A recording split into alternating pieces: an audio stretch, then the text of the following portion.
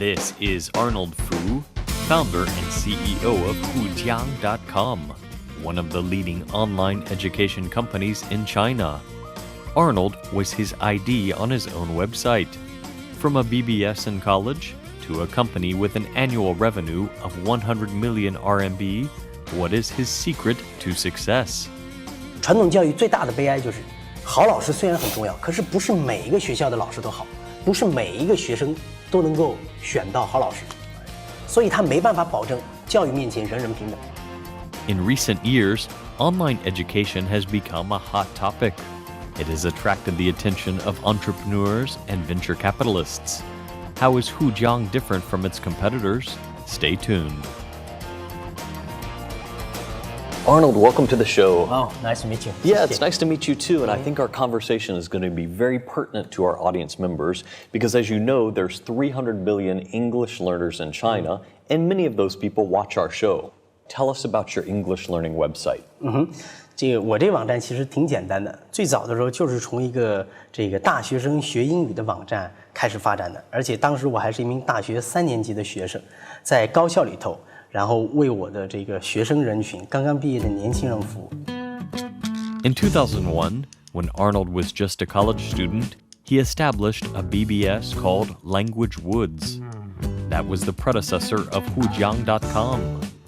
In 2006, 5 years later, with a borrowed amount of 80,000 RMB, Arnold and his partners registered the company. Since then, Hujiang has grown by 200% each year. Tell me about your business model, because when you started out, it was just a website. So you're paying for the cost of the domain name and the hosting and a few of your friends or perhaps the content. 我们一开始是没有商业模式的。Right. 因为互江网很有意思，它有几个阶段哈，我跟你讲讲。第一个阶段就是在大学里头，就是我还没有毕业的时候，这个阶段互江是完全免费的公益网站。这时候只有我们付出，我们不需要向别人这个收钱，我们积累的是用户，积累的是口碑，积累的是大家对于在互联网上学习的信心。那么到了第二个阶段，也就是2006年我开始创业的时候，这个阶段我们是从06年到08年，这3年时间我们的模式很简单，其实是提供的在互联网上发布广告。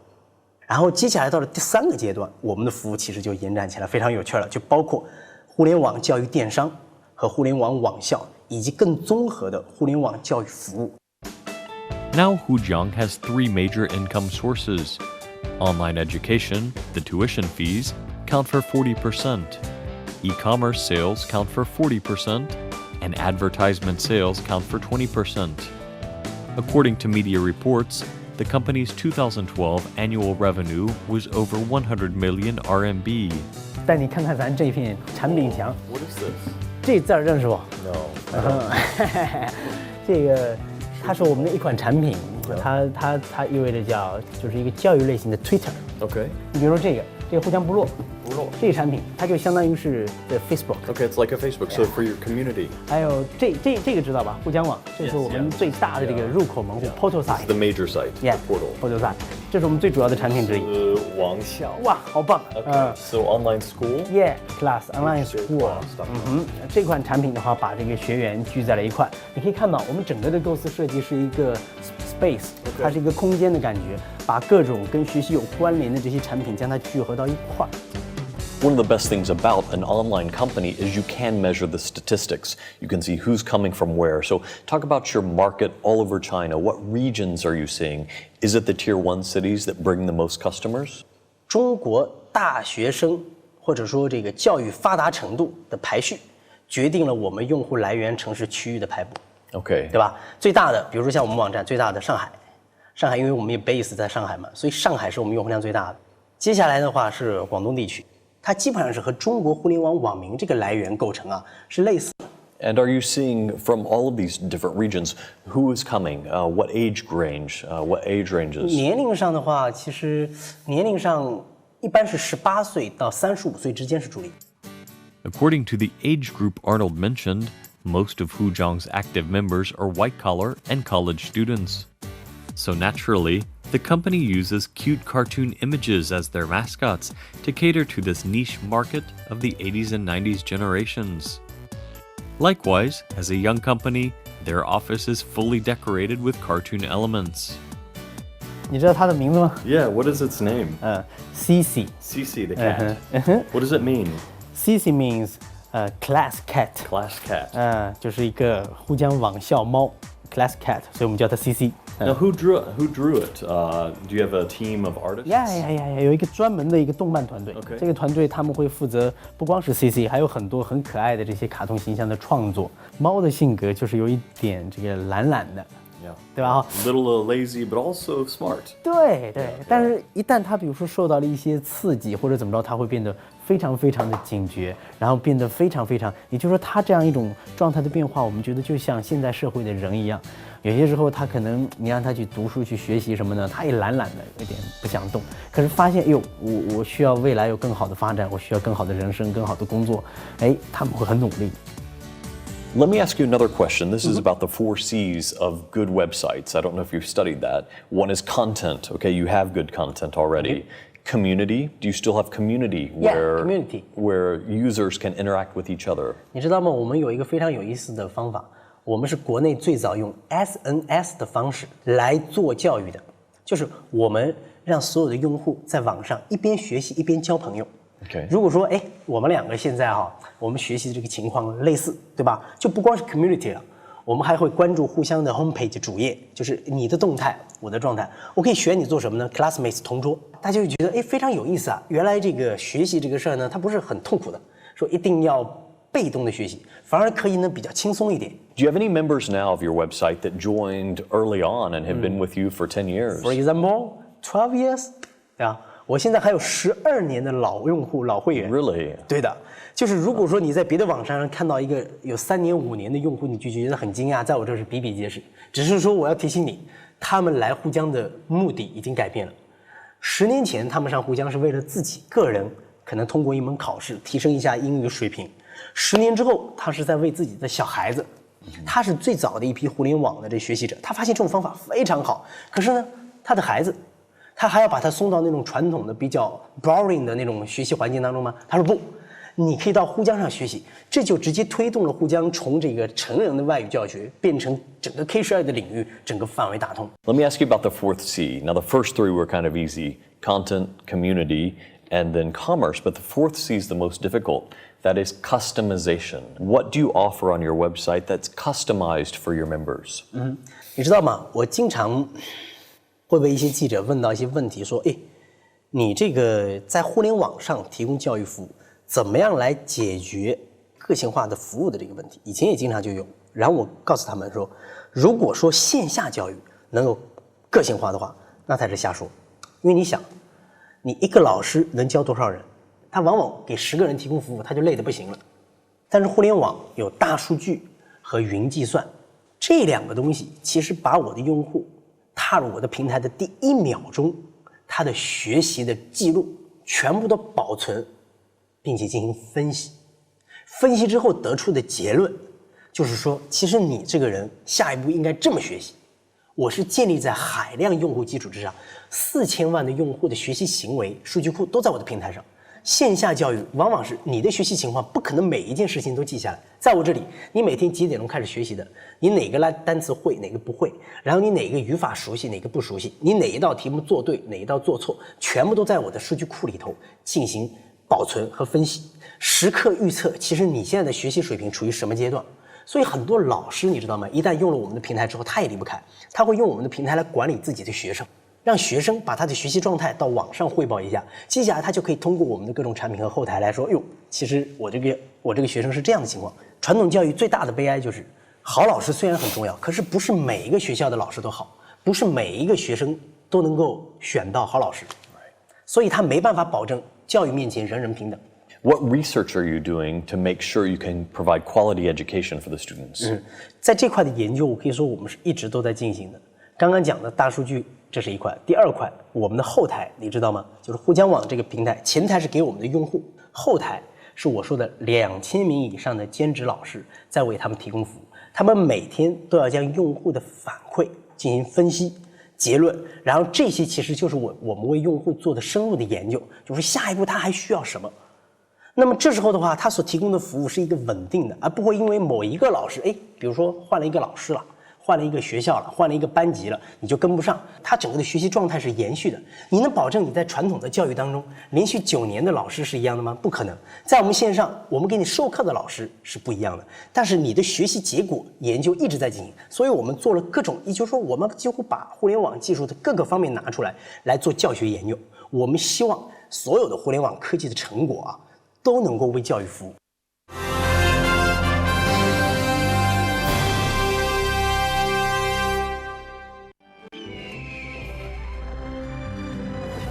New shipping hub in Northeast Asia, reaching the world from Northeast China, port of Dandong.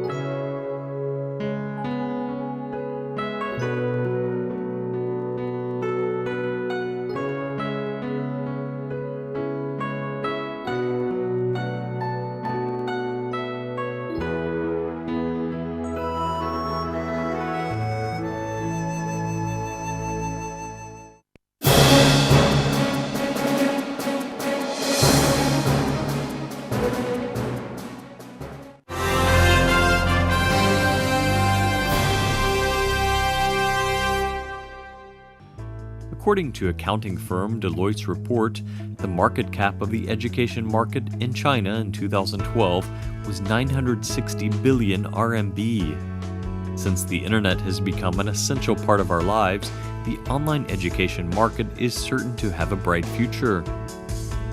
More and more entrepreneurs and VCs have realized that online education might become the next golden ticket to business success.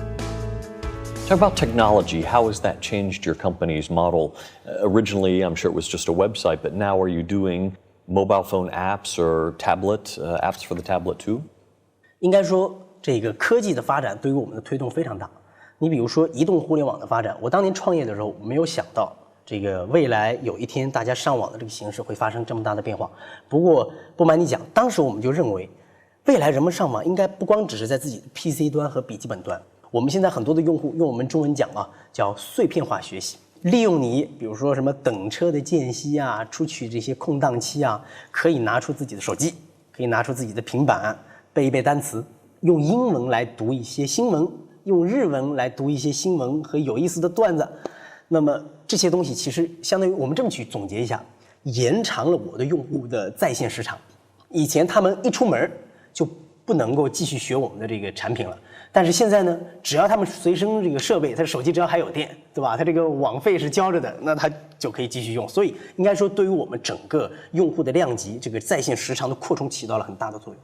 That'll bring a lot of changes to your design and user interface. I mean, if you look at your portal now, it's so many choices. You have 500 choices on your homepage, but if you go into mobile or smaller screens, how will that affect your website? 我们的网站有个特点，就是互动性非常强。比如说，我们原来设计的东西。这个互讲网诞生的第一天，其实就是从叫 BBS 开始的。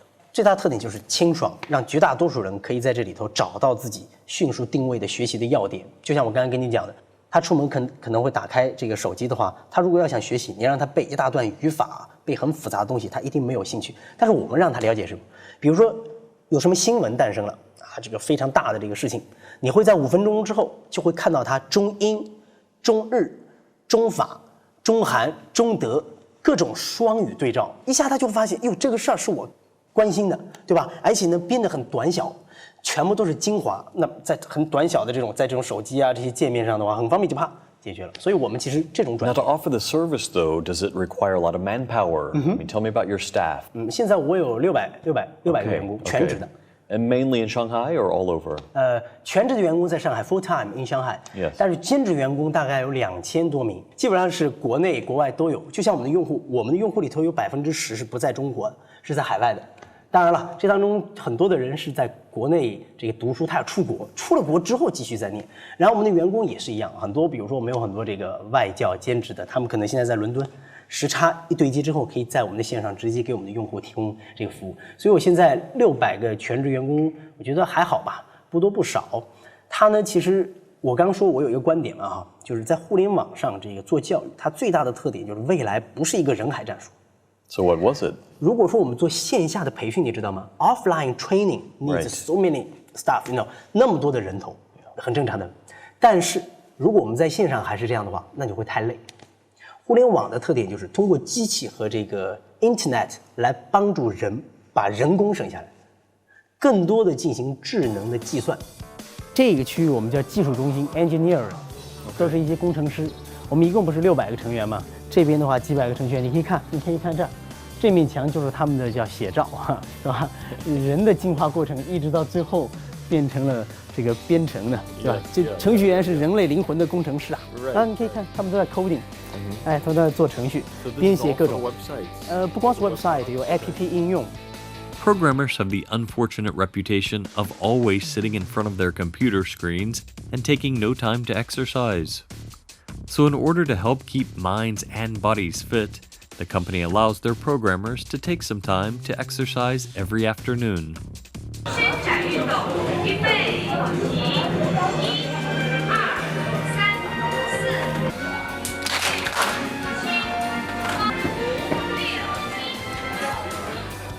Do you think that you'll ever work with the government, with education around China?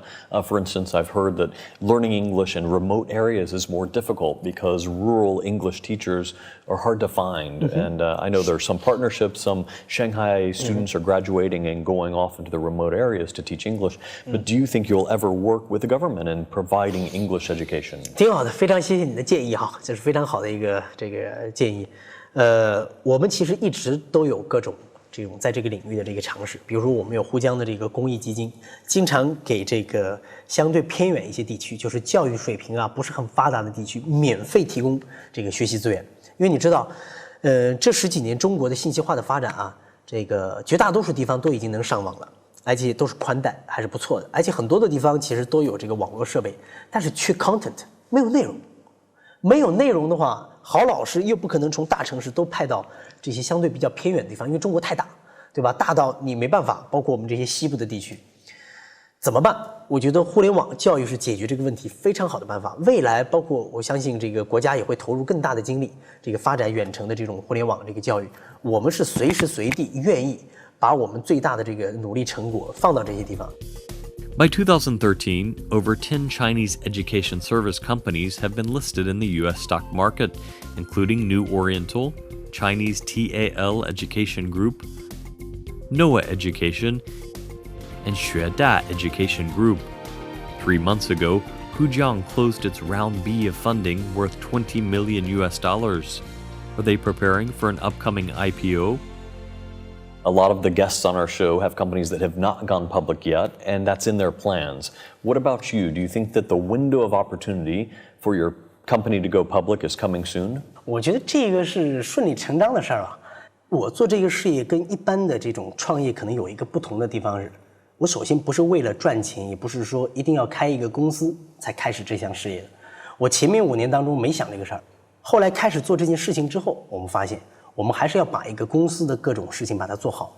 一个好公司，登陆资本市场，对吧？然后公开发募股票，但是千万不要被资本绑架。用我们的说法，你应该做的事情是先抓好你的产品，服务好你的用户，让你的节奏在正常的发展轨迹下。如果 IPO 对吧，上市这个时间节点正好是我们的发展战略的整个的轨迹上，非常好。但如果说这个东西要让我 牺牲我用户的服务和体验，那对不起，先放一放。这事儿我是觉得已经能做得到的，那咱就不着急了。Okay. Well, if you're not ready yet, then, and I understand what you're saying, that you're going to wait for the right time. I mean, grow the company in a healthy way. What about cash flow then right now? Cash flow, very good. It's okay. So you don't need more investments. Yes. So That's good. great news. And some companies have decided not to go public too, or have reversed and bought the shares to go back private again, because there is some freedom of running a private company. 我觉得这个不矛盾。如果说你这个企业经营的健康的话，上市只是一个时机的先和后，而不是说上与不上。对吧？当你把这个平衡，我们说平衡 balance， 你把它调节好的话，无非就是一个明年或者是后年的问题。当然了，有些时候可能你运气不好，这个资本市场关门了，你这进不来，这也是有可能的事情。所以我们说创业这个事儿的话，再能干的人，他有个天时地利人和。Who first invested money into your company the 哇，那 first 很早 time? 了，那很早了，因为我们说就是胆子最大的人当初投资我们，你知道。我们当初也没指望能找着钱，因为我们的模式，你知道7年前的时候，我跟别人讲沪江做什么，人家会认为这是一个笨蛋，把钱花在你一个身上，你这个钱烧掉了，你也不知道干什么，我不如投一个培训机构，对吧？然后或者说你不要干这个行业，你在互联网上做其他的，对吧？所以最早投资我们的人，我还是挺开心、挺感谢的，就是他其实发现了一个未来趋势的价值，就是他们发现我们特别懂用户，所以他们胆子很大，但是投的钱也不多，100万美金。但是后来的话，就随着我们整个基础建设搭建的完毕，它整个能够看得懂的东西就越来越多了。Tell me about the relationship you have now with your investors. We're What's friends. it like? We're friends. Are they advisors or just friends? 我们现在是朋友，然后我们最早的投资已经撤出了。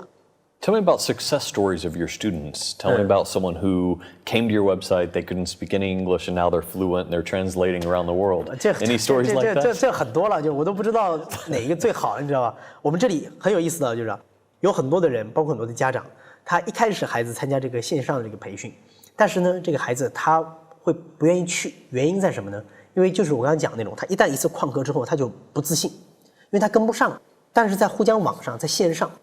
我们这种方法的话，帮助他做到一个什么呢？首先，这个老师会认可他做得好的地方，而且呢，不是说同学实打实在一块，他不会害羞，因为这个他学习他会这个害羞嘛，自信心就会变得很强。很多家长就是小孩这个同时报了2个班，一个是线下，一个是线上。由于线上价格很便宜，所以他觉得没有什么额外的这个成本。结果1年过后，他就只参加线上了。而且家长说我为什么这么做呢？因为你看啊，我可以跟我的孩子呢一起学习，他学习的结果我可以在电脑上随时查看。但是如果说是到那个线下学校里头呢，首先我不可能天天有空陪他去，再一个就算我去的话，我也不可能天天跟他坐在一块学，还有就算我跟他一起学了，我也听不懂他在讲什么，而且我也不好意思结束之后不停地问老师说，哎，我孩子怎么样啊？他现在学得如何？老师时间也很有限，也很烦，所以我们有很多是这样的一个例子。Arnold, tell me what are the greatest differences between online and offline education and the investment involved in both? 我觉得很显著一个特征是在线上，这个大家的花费会更小。你举个例子吧，你比如说一般在线下可能需要这个3-4千、4-5千的这个人民币的一个这个课程，放到线上可能只需要300-400、400-500，1/10，很低了，可以说对很多人来说感觉就像吃一顿饭这样，但是他所获得的却完全不一样。线下的这种模式，有多少人能保证很长一段学习这个过程当中，你能不请假，你能不生病，你能不出差？而你一旦要是中间中断了，你的补课就很麻烦，接不上了，他后面就没法学了。但是互联网不是这样，花费的少，我可以中断，而且还可以请假。这个等你回来之后，课程还在那里，你可以一直听，听不懂可以重复听。所以我觉得线上这个模式应该讲是更加科学的分配了一个人这个学习的各个方面。别看我现在年纪还比较轻，但是上过我的课的学生的话，可能有40-50万这么多。This is Ye Zi, one of Hujiang members' favorite teachers. 女孩子惊呆了，すごい。でも、あずきのファンは男の子が多いから、今回のことでファンが減っちゃうんじゃない？这句话也不难哦，我们一起来翻译一下。Through online classes, she is a teacher of countless students all around the world. 首先呢，就是把这一课的备案先写好，然后把教案，根据这个教案再来录音室录音，录好以后呢，会再做一个剪辑，让我们的课程呈现最完美的状态。每个月的话，课件的课大概是在10几个小时到20个小时左右。除此之外的话，还会有比如说口语课，还有晚上的公开课，加起来的话可能会有40多个小时。I have a question for you. If China didn't require English as part of its learning, do you think your website would be as successful today? 我也不知道哈，所以我觉得每一个东西发展一定都有一个社会发展的背景。就是说，如果这个社会就像你刚才讲的，如果中国是不需要英语的，比如说咱们这个国家的母语是英文，那其实可能真的不一样了。用我们的说法，这就成教语文了哈。但是呢，你这个不需要，另外一个会需要。其实我们做的本质的工作是什么？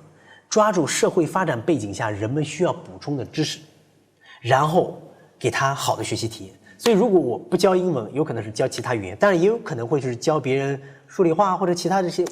我觉得这个差不多的。Have any parents criticized your website for their children having to sit in front of the computer? You know, I know a lot of my friends who have. 我明白这个意思。Okay, yeah. 因为这个小孩学习最主要的是这个视力。对吧？在电脑面前时间太久了的话，他有可能会有点这个近视。Right. Or playing games too long, and parents want the kids to go outside and play, get some exercise. 对，所以其实对我们而言的话，我们要找到每一个年龄阶段最好的学习体验。对于这个年龄阶段的话，你比如说家长如果不放心，他很简单，如果说他是在平板电脑上，他把其他的玩的应用全部都删掉，只留我们学习的。然后呢，孩子学习的时候把网断掉，他也不可能安装新的应用。这时候你就学习成绩通了。把电脑交给父母，连上网，同步数据。我们是这么看待这个问题，它叫什么呢？叫在前进中解决问题。不要认为一个新模式诞生不是 perfect， 你就不敢认为全部都是坏处。如果是这样，社会不就不进步了吗？ Where is your source of greatest pressure? Is it because you have 600 employees, or is it because you are now named in the media as a role model for future generations? Or is it because you have 40 million users who are trying to learn English better? Or is it because you are spending money of $100 million that's invested? At what point is the greatest pressure for you? 在中国互联网产业发展的这么10年当中，我们可以看到了绝大多数互联网产业的发展，速度还是比较快的，对吧？第二个的话，大量的资本注入之后，大家都希望尽快的牟利。那么我说在以前这些产业里头没错，因为他们都是 business， 都是生意。但是教育在全球范围内都不只是个生意，包括美国，对吧？包括英国，教育它本身这个特性决定了它不能够拔苗助长太快。那么我很担心的是，如果说这么去讲的话，最大的压力是，如果大家都希望教育互联网这个产业快速发展，那么多热切的眼光投向，那么这个行业会不会做坏，对吧？那么最后大家进入一个比较激烈的、相对恶性的竞争。那我觉得，如果说别的产业破坏就算了，互联网教育这个产业也用这种方法来做，可能就可惜一点。Arnold was born in 1979 in Jiangsu Province. In September 1998, he enrolled at Shanghai's University of Science and Technology. In college, he was introduced to the computing world, and that changed his life forever. Your major was English, is that right? 算是吧。因为我学了一个非常杂牌的专业，这个还包括除了包括英语哈，还包括金融、投资。Okay, so you studied lots of things, finance, English. And tell me, where did you study? 上海理工大学，您知道吗？ I do, and I think that USST. And I think the nickname is Hujiang, isn't it? Yes. 解放前，他的这个学校叫这个沪江大学。我这个去上学的时候，名字已经改了，但是这个老的名字还挂在这个校门口。像我们这群学生去了之后，就觉得特别有文化，特别有范儿。And was this your idea for the name of the website then? 对，我当时还没想清楚是为我的网站取这个名儿。我当时的想法就是，如果有一天我要做出点什么事儿来的话，我就把母校的名字给用上。Yeah. Talk about your major, though. Why English? Why did you choose that when you came to Shanghai? 这不是我的选择。我当时的选择不是学这个。 Who chose it for you? Nobody. Okay. 我当时的选的是这个北京的一所学校。Okay. 差点跟你同行，这个传媒的，北京这个广播学院，他们考上，然后就调剂到这个上海理工大学。